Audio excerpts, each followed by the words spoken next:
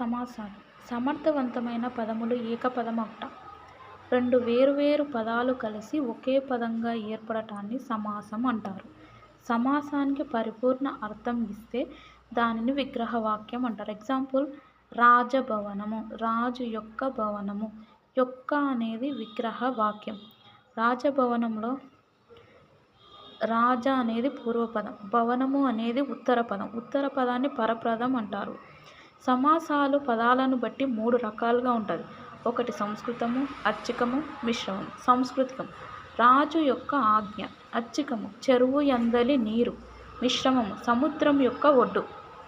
First సంస్కృతికం అంటే సమాసంలో ఉండే రెండు పదాలు కూడా సాంస్కృతిక పదాలతో తత్సమ పదాలతో సమాసం చేస్తే దానిని సాంస్కృతికము అంటారు. అర్చికం సమాసంలో ఉండే రెండు పదాలు తెలుగు పదాలైతే దానిని అర్చికము అంటారు. మిశ్రమం సమాసంలో సాంస్కృతిక తత్సమ పదం తెలుగు పదాలతో ఏర్పడితే దానిని మిశ్రమము అంటారు.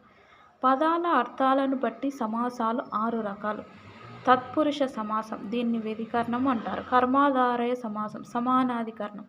తత్పురుష కర్మాధారయ సమాసంలో ఉత్తర పదానికి ప్రాధాన్యత ఉంటుంది.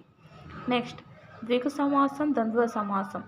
ద్విగు సమాసం, ద్వంద్వ సమాసంలో ఉభయ పద ప్రాధాన్యత కలది, అంటే రెండు పదాలకు సమానమైన ప్రాధాన్యం ఉంటుంది. బహువ్రీహి సమాసం అన్య పద ప్రాధాన్యం కలది. అవ్యయీభావ సమాసం పూర్వపద ప్రాధాన్యం కలది. వ్యధికరణం వేరే ఆధారం కలది. సమానాధికారం సమానమైన ఆధారం కలది.